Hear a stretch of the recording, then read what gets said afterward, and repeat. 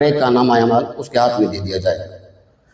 ہر شخص اپنے اعمال کھولے گا، سب سے پہلے دیکھے گا دنیا میں نے کیا کیا کیا۔ اب یہاں روایت کہتی ہے،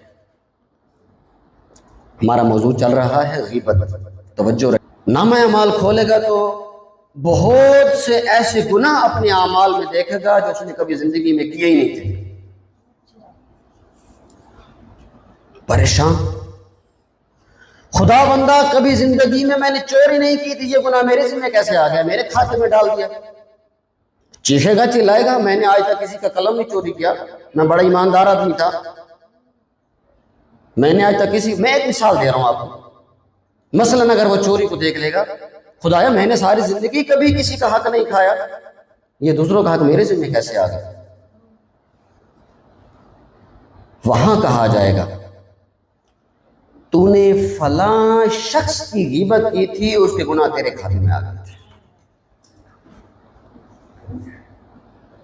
پتہ نہیں اس نے کسی چور کی غیبت کی ہوگی، اس کی چوری اس کے کھاتے میں آ گئی، یہ تو ایماندار تھا۔ ہاں جی،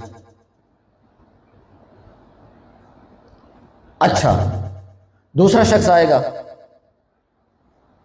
وہ دیکھے گا میرے نام اعمال میں اتنی ساری نیکیاں، مثلا وہ دیکھتا ہے کہ میرے نام اعمال میں حج آیا ہوا ہے، عمرہ، زیارت امام حسین، خوش ہو جائے گا، خدایا اتنی ساری نیکیاں میرے نام اعمال میں لکھ دی گئی، میں تو کبھی غریب آدمی تھا، مثلا کبھی نہ حج کر سکا، نہ کبھی عمرہ کر سکا، نہ کبھی زیارت امام پہ جا سکا، یہ اعمال میرے کھاتے میں کیسے آ گئے؟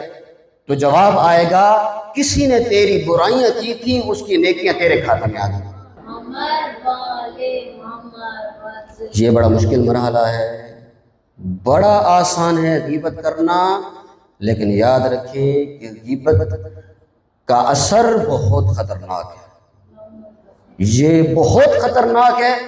آپ مزاج بنا لیں اپنا کہ آپ کوئی بھی غیبت کرنے آئے اس کی بات کو توجہ ہی نہ دیں، اس لیے کہ جو غیبت کرنے والا ہے وہ کوئی آپ کا ہمدرد نہیں ہے۔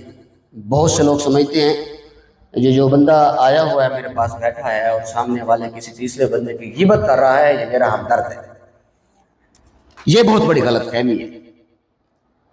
اس لیے کہ میں نے ایک جملہ کہا تھا تھوڑی دیر پہلے کہ جو دوسرے کی غیبت آپ کے پاس کرنے آیا ہے وہ دوسرے کے پاس آپ کی غیبت بھی کرے گا۔